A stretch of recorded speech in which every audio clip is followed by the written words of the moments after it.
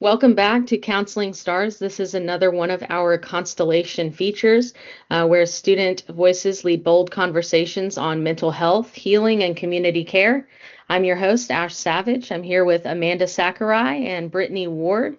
We are shining a light today on Homeless Alliance, a resource within our community, and we are here with Amanda Gautier. Amanda, would you like Woo! to introduce yourself and maybe tell us a little bit about what you're doing? Yeah, sure. So, yes, like you said, my name's Amanda Gautier. I have been with the Homeless Alliance for nearly 10 years, and next Wow. month, my 10 years. Wow. And we were founded in 2004, so 21 years ago. So I've been there almost like half, which is kind of cool. Wow. Yeah. Yeah, I when we started, we were way smaller than we are today, which is really great because that just shows we've grown because the need for more services has grown. But when I started in 2015, very, very small, but I started as a case manager. So I worked in a program that was called Journey Home, and I worked with people experiencing homelessness for a long time, what we like to call chronically homeless. So that means a year consistently or longer, or 4 episodes of homelessness in the last 3 years, that total a year. And so I did that for about 6.5 years, which no one has beat my record being a case manager there yet. Um, and then for about the last 3.5 years, I've been in my current role as director of employee engagement. So I'm a little less client driven now, but a lot of what I do is still benefits our clients that we're serving. So I do a lot of the hiring, interviewing, kind of just making sure we are recruiting the best people for the job to serve our clients. I do a lot with colleges, so recruiting interns for people to experience internships. I also do a lot of trainings within the agency and outside. And because I was a case manager for so long, I still do a lot of stuff with the case managers, just kind of problem solving. So anything that I need to do there, I can probably figure it out. Amazing. Yeah, thank you for sharing that with us. We're so happy to have you here. Totally. And before we get started, we have stolen an idea from Calm Waters. I have in the past been a grief support group facilitator there. And we used to do this as volunteers to help sort of bring our awareness into the room, bring our awareness into this current conversation. So, like we are well aware, being practitioners in this field, we bring all kinds of things with us whenever we're moving throughout the world. And so this just kind of brings it to our consciousness, to the forefront of our mind, so we can sort of take a breath and let it wash over us so we can be totally present here with you in our conversation today. So I'm going to kick us off. My feeling word for the day is peaceful. I've got to ride my bike like 3 times today, and being outside is my freaking total happy place. So I am feeling just really content and peaceful. So, Ash, how are you feeling? I'm feeling productive today. Yes, I've gotten a lot done and things are going well. So we're just going to stick with it. I tend to throw in like 6 words over this, but no, I'm productive. Amanda? Amanda Ah, Sakurai. Whoa, two yeah, we got two Amandas. Amandas. I am feeling curious. I had a great conversation with a couple of friends earlier, and now I just feel like I'm continuing that on. So I'm feeling very creative and curious and really excited to hear what the other Amanda has to say today. Well, the word I chose was thankful. Mainly because my job is so awesome because we just started this thing to reward like longevity and prevent burnout. So if you hit 5 years, you get to take a sabbatical. And take Yo, 4 weeks. wow. So this is my first week back from having a whole month of off of work. And so I'm Nice. back Wow. really refreshed with a lot of great new ideas. Um, for the clients, for our winter shelter, just everything to try to make things better. And I got to kind of relax during that time and kind of reset. So I'm very thankful for that time and that I just work for an agency that really prioritizes our self-care and gives us the opportunity to do that. So it's pretty awesome. Dude, dude, how great is it that we're in the mental health field and we're like prioritizing our mental health? So Yeah, love to hear that. kind of have to. Absolutely. No, that's super exciting. I hope that more organizations, more companies do things like that because like the people doing the work, we all matter, you matter, and you've done so much. So to hear that you got something like that is amazing. So I'm Yeah, sure you've got so many ideas now. yeah, Yeah. great ideas, Well, and I like rejuvenated to get back into it now. absolutely. Well, let's go ahead and jump in here. How does Homeless Alliance define homelessness? And then what does it mean to be unhoused in Oklahoma City today? So the definition that we have to operate from comes from the Department of Housing and Urban Development, right? So it's HUD, and they're a federal government that they fund us. Okay, so their definition of homelessness that we follow because they give us our grants is that homelessness is considered anyone living on the streets, currently in a shelter for those experiencing homelessness, or somewhere that is considered uninhabitable. So even if you're living in a home but it doesn't have electricity or running water, that would be considered uninhabitable, right? Mm-hmm. Staying in an abandoned building, you could be in a cave somewhere, out in the woods, so anything that's uninhabitable. So one thing to make clear is that HUD does not consider couch hopping, staying with friends or family, homeless. So that does eliminate a lot of folks, unfortunately. Yeah. No, I So could see that. yeah, but we have Go ahead, shelters. Amanda. Sorry.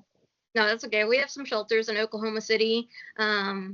We have a day shelter on the Homeless Alliance property, and then we have a winter shelter that opens in the evening, and that just runs right now through the winter because that is essentially one of the most deadliest times to be homeless. And so, Mm-hmm. yeah, but we have several other partners. We partner with the other shelters around the area, and they are open year round every night. So.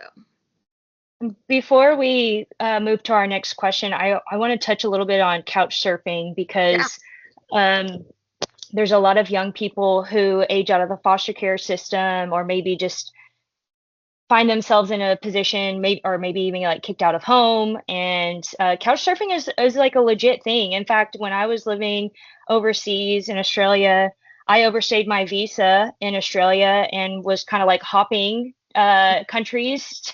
And I went to New Zealand and I was denied entry back into Australia. And so actually I was unhomed in New Zealand for about a month. And so it is, it was like the hardest, lowest part of my life to date. It was very, very difficult, very depressed. Yeah. So, man, I'm really looking forward to this conversation with you to learn more about. I mean, I know that you're saying you don't provide care for people that because of the federal funding stipulations, but I am interested to hear like what you are able to do for those who do meet the criteria for homelessness. Mm-hmm. Well, I will say for the youth, we have a separate housing program called YHDP, stands Okay. for Housing Demonstration Project. We've had it 2 or 3 years maybe, but they do serve people under, I believe it's 24. So Okay.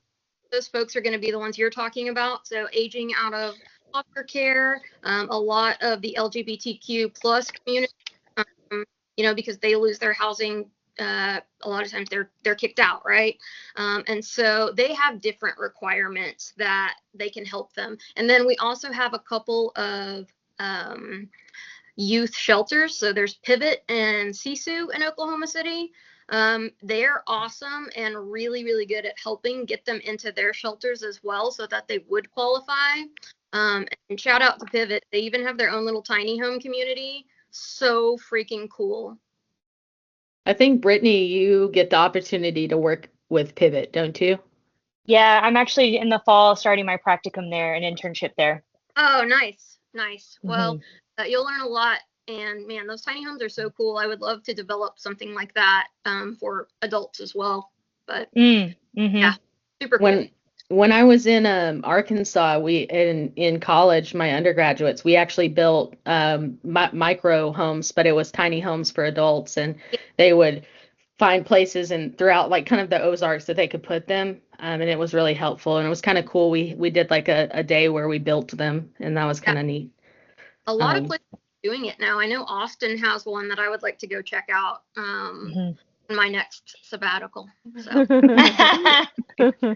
That's technically work though. So Yeah, there's still fun things to do in Austin though. Oh, plenty. Yeah. absolutely. What what are some, like, I can imagine there are a lot of them, but what are a few of the main common misconceptions or myths about homelessness that you'd like to debunk and kind of get clear? Right. There are a lot, I've heard a lot, especially by even friends and family that aren't in this field, so they don't know. And so the one I hear the most, I think, is just general, is that people think people experiencing homelessness or standing on the corner are just lazy and don't want to work, right? That's like the number one thing that I hear. And I'm not going to sit here and tell you that that's not true for everyone, but I know a lot of people who are housed who are kind of lazy and don't want to work, right? So Yes.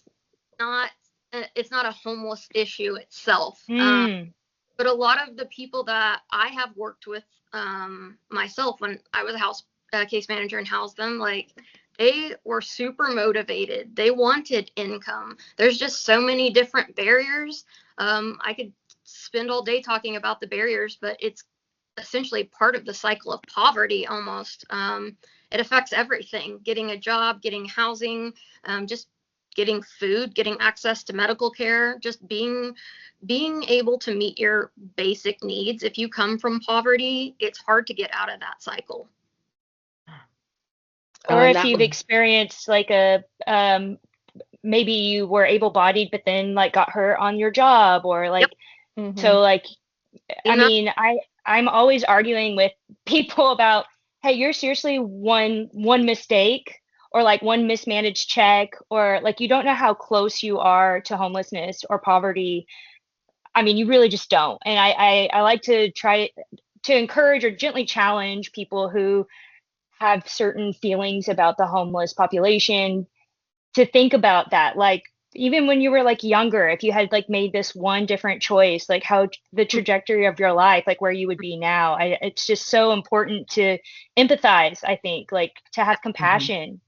100%. And a lot of people, it's about being able to pursue higher education sometime to get the job that you can afford to live on. Not everyone has that privilege of going to college or even a VOTEC or something like that to gain skills that exceed high school, because honestly, I don't remember anything from high school that benefits me today.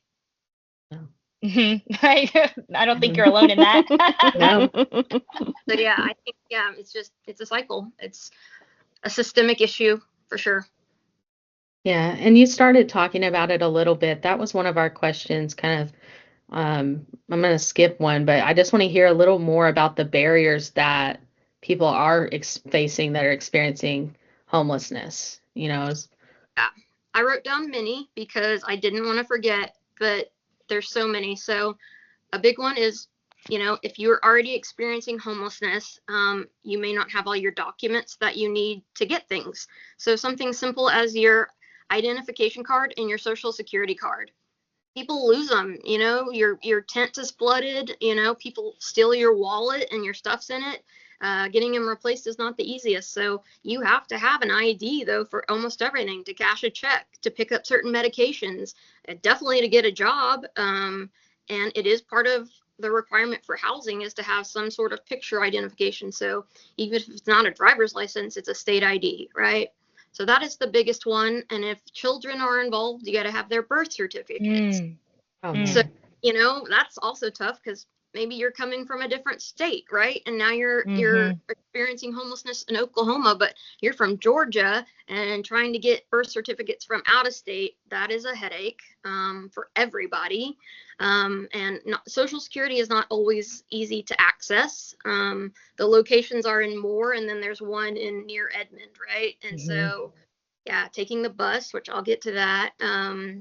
Let's see, a lot of folks have limited to no income. So again, that doesn't mean they don't want to work, but it may be an injury, right? And so trying to apply for Social Security or disability, that's a timely process. It's not an overnight thing. So getting income is not quick, nor is it easy. And you pretty much have to have income to live, right? In this world. A lot of them, this is one that's really important to me, is having a pet. So a lot of our folks have companion animals, whether that be an emotional support, a service animal, or just their like best buddy. Like if they have to make that decision between, am I going to get housing, or am I going to be able to go into DHS and get my food stamps card, but what am I going to do with my dog? That is something that it's a real thing that happens. But we try to eliminate that barrier as much as possible. I never want anyone to have to choose between their basic needs and giving up their pet. So our winter shelter allows pets, and then our day shelter has kennels during the day. So we are very pro animal at the Homeless Alliance. A lot of people have a criminal history. I don't think I've met a single person in this line of work that didn't even have just like at least a misdemeanor, right?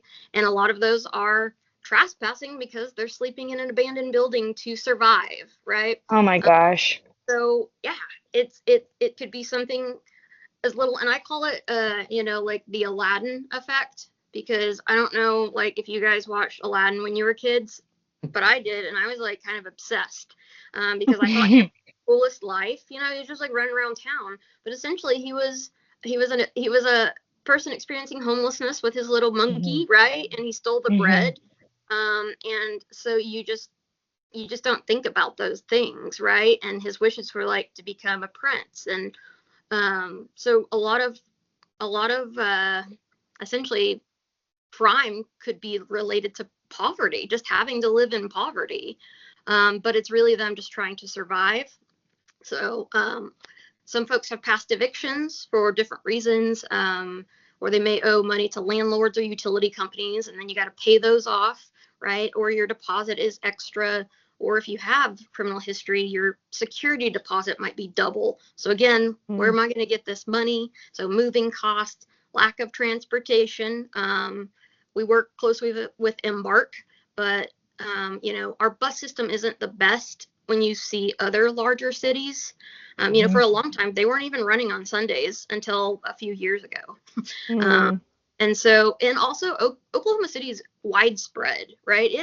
It's really big. So you got to take one bus or make several stops just to get to your destination, right? So it can take a long time just to get to one appointment, right? So lack of affordable housing, I could go on about that one forever. But yeah, there's tons and tons of barriers, which you guys know, mental health, especially untreated mental health, that can lead to a lot of problems alone just because of symptoms you may be experiencing that, you need your medication for. And I do have a question, Amanda, on, when we talk about lack of affordable housing, sometimes we'll see on the news, like I don't watch the news daily, I admit, but I saw not too long ago there was maybe some office buildings up by Hefner that they were looking to turn into housing. Is that are they turning those into affordable housing, or is it luxury like condo living? Like I can't say specifically for those. I know it just kind of depends on who's buying them. I know we've had really awesome people come in, buy a place, fix it up, and turn it into either like low income or income based housing. But we have lost apartments as well when maybe new ownership has come in and is like, we're not going to do this anymore. We're going to remodel them and make them something different. So it can go either way. But we also partner with our housing authorities. So the Oklahoma City Housing Authority is known as OCHA, and then the Oklahoma Housing Finance Agency is OFA. But they help provide vouchers for um, for individuals, and it is based on your income, and you can qualify even if you don't have income. So a lot of the folks we serve are going to be on some kind of subsidy, which is going to be a voucher. Amanda, can you please say those two resources again? Yeah, for sure. So there's OHFA, which is Oklahoma Housing Finance Agency. They're up on 63rd. And then OCHA, OCHA, is the Oklahoma City Housing Authority. They are Oklahoma City only, and they're over on like MLK and Northeast 4th. Okay, thank you. But OFA, you can get a voucher almost anywhere in the state. It excludes a few places like Norman and Lawton and maybe Shawnee. But if you want to live outside OKC, you got to go with OFA. That's good to know. Yeah. Yeah. And then there's some senior housing, things like that.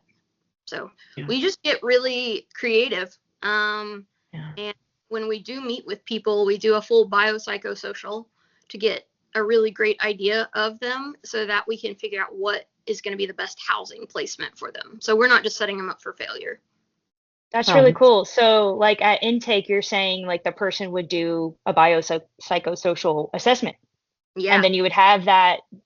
Interesting. Do you do any like you do that at the beginning, but then as you've like served them, do you do it again to see like if there's been any change or? Yes, that paperwork is done more than once for sure. There's cool. An recertification, and that is part of it where you have to do it the whole thing over again. So okay, that's cool. It's great to see the positive changes in it. Yeah. Well, and not to short this topic, but I did notice earlier you almost intentionally say persons experiencing homelessness, right? And can you speak to the importance of using person first language and how that language impacts dignity and care? Yeah. I mean, I think times are just changing in general, right? With a lot of language that we use. But when you used to say someone's homeless, you didn't really think of it as a negative thing so much. But when you say like, I am homeless, it's almost like it's defining me rather than saying like, I'm experiencing homelessness because this is not who I am. And hopefully this is not going to last forever. This is just something that I am, right? So it's like, it's the same thing with like, someone is diagnosed with schizophrenia, right? They're not schizophrenic, right? Because it is something that they didn't ask for. It is something that happened in their life and that they're hopefully dealing with it the best they can with like meds and everything else. But it just takes away from defining that hopefully just a phase in their life as who they are. And it's just honestly about being respectful and establishing that rapport too. Because when I'm meeting someone, I'm not saying, what caused your homelessness? I'm just saying, I might ask it in a different way, or hopefully they tell me that story. But it's all about trying to be as relatable as possible too. So that, the more information that we get from them honestly is the better way we can help them.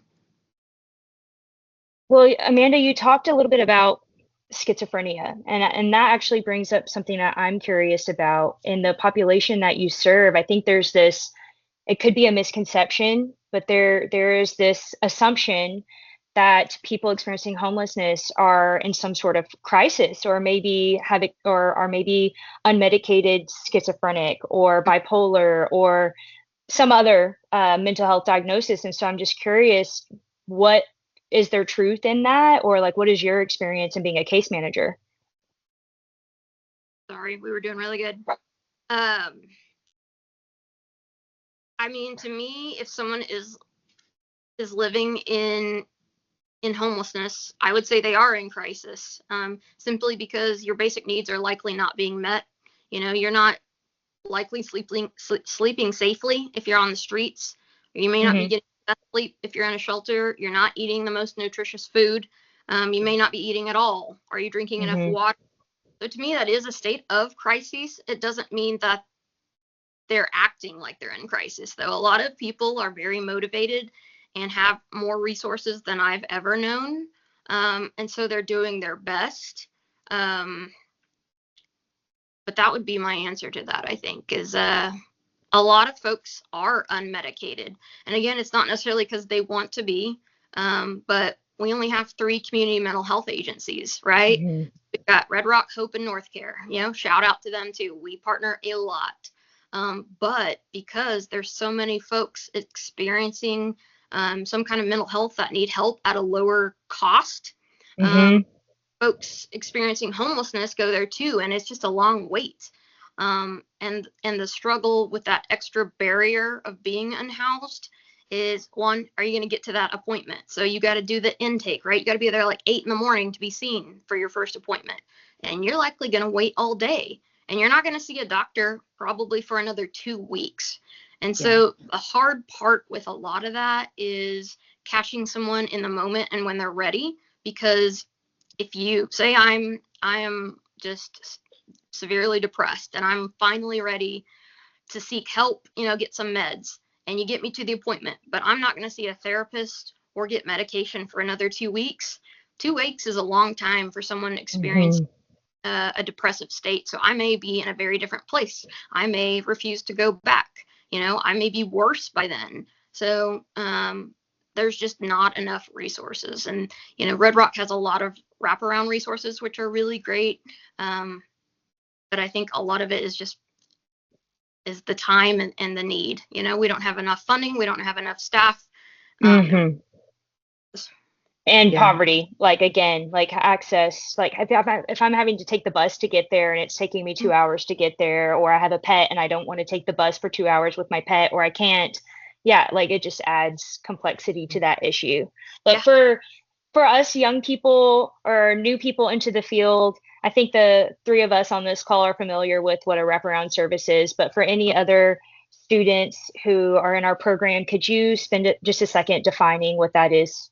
Yeah, of course. So wraparound is kind of like another way for me to say like a one-stop shop in a way, right? So for example, Homeless Alliance only does housing. That is all we do. We don't have mental health or all that other stuff on site, right? But we have some employees embedded at other agencies. For example, like we have someone at Diversion Hub and Team, right? And they're working with folks in the criminal justice system. So someone may be going there to get help with like setting up, a payment plan for their court fines, or actually help with transportation, getting them to court, following the rules of their probation. But we have someone there that if they're also homeless, we can help them on site. So that way we're just not sending them to several different places. So we have several places we're embedded. We're at Palomar, YWCA. So if someone is, experiencing or fleeing DV, they're there for the other things. So like filing a protective order, they might be helping them get clothes, get all their stuff again on their own, which Palomar is awesome. They also have a person that helps with their pets there, so they can pet while they're fleeing. But again, we've got a housing team there. So yeah, wraparound is just trying to get as many of your basic needs met in one place. Honestly, it's super hopeful to hear the cross collaboration across all the agencies in Oklahoma City. And I mean, I know we're a microcosm. I'm not necessarily speaking at a grand scale, but I do have friends in other states Mm-hmm. who share similar stories, that it's really like whatever your like little geographical bubble is, it seems that like people in these types of agencies want to work together, like want Mm-hmm. to provide the best possible care to our community members. Yeah. Yeah. I know Oklahoma isn't known to be like number one in a lot of good things, Mhm. but how far ahead we are with our homeless services and our shelters, like our day shelter, I think we're really ahead of the game. We practice housing first. And there have been, like, I know someone, I think it was Albuquerque, came a few years back to observe our day shelter to see what we Wow. were, which just felt pretty good, Yeah. Yeah. Yeah, Oklahoma, I think, Mayor Holt is really good with his MAPS project. It included a lot of stuff to help with homelessness, but also help the city overall. So that's been really cool. Yeah. Well, and it's really helpful to hear like all of these things. And I've learned so much just from doing this podcast and hearing from people such as yourself, because I don't represent 988, but I do work and take calls for 988, and that's Yeah. my full-time job. And Mhm. just knowing, I've heard of a lot of these services that you're talking about, but like the dog, like the animal access, that's something that's huge for people because it's a big barrier to care, Yeah. because they don't want to get, they don't want to lose their pets. And I think that's amazing. So, Yeah. yeah. So, Amanda, you talked a bit about this, not directly, but indirectly. And I want to touch on, how does trauma play a role in both causing homelessness and perpetuating it for someone? Okay. I love this topic because I teach trauma-informed care when we hire new employees. Like you guys said, I mean, I feel like we're all one traumatic event away from becoming homeless ourselves, right? I have been through some crazy medical stuff. Like, I was blind and like completely blind, so I couldn't see anything. And if I didn't have my family to help me out, I would have been on the streets real quick and probably wouldn't have survived because I couldn't get around. I would have been taken advantage of. And so, like, yeah, anything can happen. Like you said, a car accident, you lose your job. When COVID happened, we talked to a lot of new kinds of folks experiencing homelessness because they were being laid off and they're experiencing homelessness time in their life. Right. And so that was a new thing. Right. But yeah, I mean, there's so many different things that are traumatic, and what is traumatic to one may not be traumatic to other. But again, I don't think I have housed or worked with a single individual that did not have trauma in their background.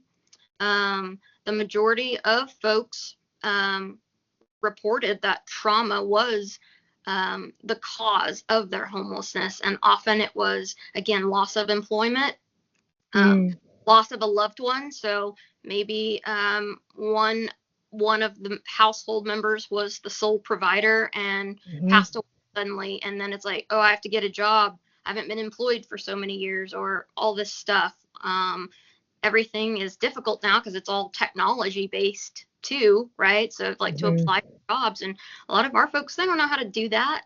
And so getting a job's difficult. But we've had a lot of people become homeless because they were a caregiver for someone, and then when that person died, they couldn't afford to keep the house to themselves. So that was a big one. And yeah, fleeing domestic violence, obviously very traumatic. But when someone is in a situation and they finally are able to leave their abuser, then they have nothing often. They're leaving with nothing because they've been controlled. Everything's been controlled, the money, everything. And so they may be fleeing with the clothes on their back and maybe a little bag. And so it's hard to start with so little. But all of that essentially is trauma. We're in Oklahoma, there's natural disasters. We've helped folks who've lost their homes to tornadoes and fires or floods. But again, it all boils down to, what is it? It's trauma, right? And I think, like, first of all, thank you for sharing with us about your personal experience, because it's so important that all of us are able to share about the things that we've experienced, and hopefully like shed light again on how close you really are to that experience. Because as I say, I've had discussions with people who like really turn their nose down or like speak poorly of people experiencing homelessness, and I'm like, hey, that was me. I have experienced that on two occasions. Once I was playing a DV situation and couch surfing, and also when I overstayed my visa. So like, it's really hard. It's really, really hard. And I was in a foreign country. Thankfully spoke the language, but like, I mean, hard. So one of the things you did mention was kind of like this cycle of poverty, but you keep talking about like the support systems in place and the partnerships in place in the community. So I have a question around like Tech actually. You were talking about how even like getting into school can be difficult, but I wondered if you did have a existing partnership with like Metro Tech or some other to sort of help people get into our workforce? That's a great question. So, are you guys familiar with Curbside at all? The magazine? Yes. Okay. So, Yes. yeah, so Curbside, started 12 years ago with the magazine, but they now have curbside apparel and curbside flowers. So, for folks who were really good at selling the magazine, it gave them an opportunity to kind of move up and do something that would be considered a little bit more traditional employment, right? So they have schedules and all that stuff. And so Metro Tech, and then I think it was OSU OKC, they both partnered with Curbside, and I can't remember which helped which social enterprise, but one of them did taught them to be screen printers. So they went through a course and they are actually certified screen printers. And then the other one taught them how to be florists. So they went through the course as well, and they are all certified florists. So all of those folks now have that certification and can put that on a resume. So cool. I love I really love Curbside. I buy all of my flowers from there, and they do a great job. It's beautiful. And I got all my Thunder Championship t-shirts from Curbside as well. Yep. Yeah, it's an awesome, it's just it's a really cool way for employment, really low barrier employment. So, because the only requirement to do the magazine is that you're 18. Wow. Yeah. Okay. That's it. I didn't know that. Mm-hmm. There was one thing I wanted to say about domestic violence. If you are currently fleeing domestic violence and you are staying like with a friend or family couch hopping, that is considered homeless for domestic violence. Okay. Yeah. That's good. Yeah. Well, I think we've talked a lot about, some of the systems, organizations, things like that. How can counselors or interns practice how can we practice cultural humility and avoid unintentionally reinforcing stigma or power imbalances in our work with this population? Yeah, I think, it's a lot of it is just about, being relatable. I tell my clients all the time when I first met them is like, I have never been homeless, so I don't know what you're going through, but I have experienced trauma. And the thing to get through that trauma is having hope, right? And so I try to be that person. Our staff try to be those people that can give them hope by, creating a housing plan, being very transparent and open. Like, this is the process, this is what we're going to do. I think tailoring your communication, being able to do that is going to be extremely important because not everyone has the same education level. A lot of folks didn't even maybe get out of high school or get their GED. So being able to be that versatile and flexible and willing to do that for someone, I think is extremely important to, being relatable and establishing that rapport. Just using inclusive language to be very respectful. So I always say, what is your preferred name? Even if it's like my name's Amanda, do you want to go by something else? Do you, right? What are your pronouns? So I want to be as respectful to this person as possible because it is likely that others have not given them that dignity, perhaps. And so really just, I always say, like, think about someone you care about a lot. Imagine how you would want someone to talk to them, so talk to our people that way because they are someone's mother, brother, father, cousin, son, child, right? So, like, they didn't just pop up in this world with nobody. Absolutely. And what do you wish every new counselor or mental health professional understood about working with people experiencing homelessness? I think the main thing is just like nobody's out there because they want to be. I would say less than 1% is out there because they just like that has become their way of life and that is what they prefer because it's become routine and safe. But essentially they're coping the best that they can. I would also say that they may come in with mental health or substance use. And maybe that to think about, like, maybe that's what led them to become homeless, rather than oh, they're just lazy, or oh, they drink too much, they're considered an alcoholic, and so they don't want to work or get a job. Because to be honest, I can't say I wouldn't do what it took to survive either. Yeah. A lot of folks maybe use to numb the pain, and that could be just the pain of mental health or the actual physical pain. Sometimes what if you have to use meth to stay awake at night so that, you're not robbed, or worse, rape, real thing, sleep. And so I just, try to put yourself in their shoes, but also just don't try to like one up them, right? So it's like, well, this is what I'm going through. Don't necessarily come in with a sob story of your own too, because that's not what they're looking for, right? They really need those help, and be prepared with your, and don't be afraid to do a little research. If you're working with someone that may be Muslim, there's a lot of different things that come with different cultures, different religions, different backgrounds, and get on Google, check it out, see what you can do. 211 is a great resource in Oklahoma. So try to just be proactive. I think it's okay to say you or don't have the answer either, and say, let me, that's a good question, I don't know, but I'm going to try to find the answer for you, or let's look together. Thank you for that. What I like to say is, you do with them, not for them, because you're going to do a disservice, really, if you just do everything for them, because you're not teaching them. The whole goal for us is to them not need us one day. We want them to just be like, I got this now. And hopefully it's just because of the resources and the things we've taught them along the way.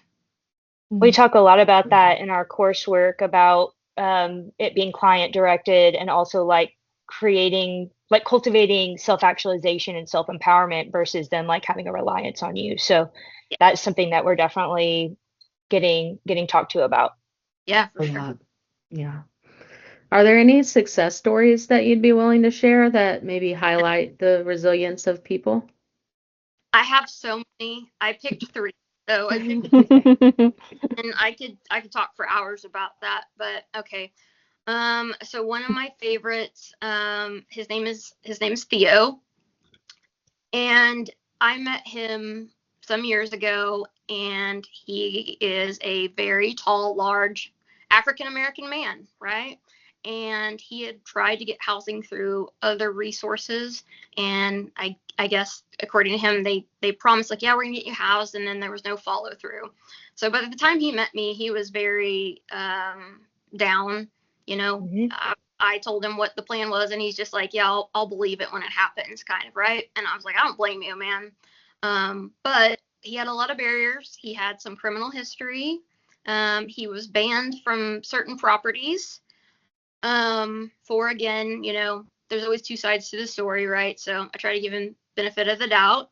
But I think a lot of places perceived him as a large, angry black man.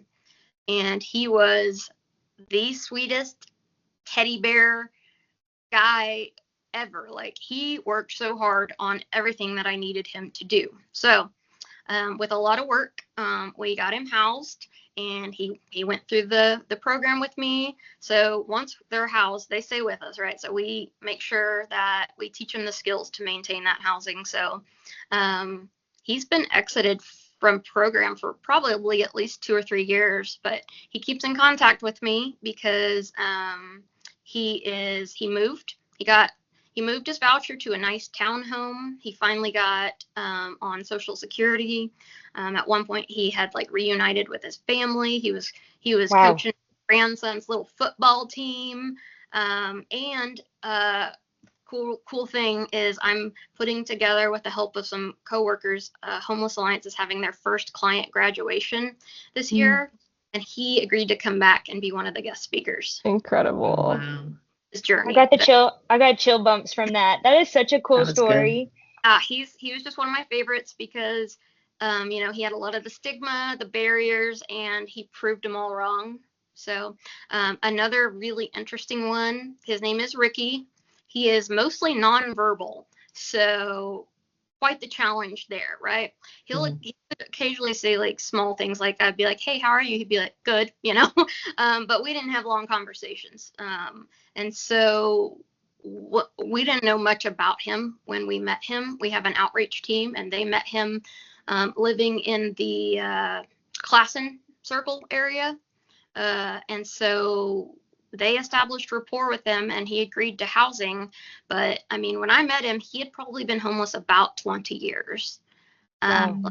His hair was really long, to the point like it was starting to turn into dreads itself. And then they were so long and braided that new hair was growing out of them. I don't know when the last time he changed like his clothing was, but yeah. So once we've got him housed, he's also been housed probably 4 years stably. Wow.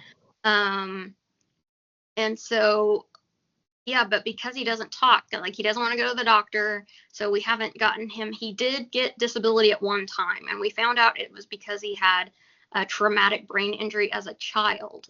So he since childhood, right? And his mom was the caregiver, so she took care of him. She passed away, and then it's like, okay, now what? This is a grown man, but with a significant learning disability and brain injury, and so he couldn't do a lot for himself. But so he doesn't have income yet, but we hooked him up with furniture. He loves to watch cartoons. That's his new thing, because I keep up with the current case manager. One fun thing was just like teaching him how to clean again. And one thing, when we first moved him in, because it was winter, he would turn on the oven and open the door for heat. So I like teach this thermostat, so that we do every day, just now is like, that is not something they know. He did not know, oh, I should turn this to heat versus cold and do that, and so I don't know, it's just been a huge success, because one day he like took out his trash without being asked, or he helped sweep the floor.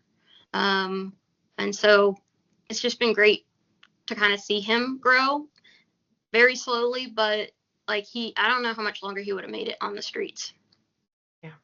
Yeah. I don't even know about like the neuroscience behind that, but that sounds some like neuroplasticity 101 right there. That is really incredible.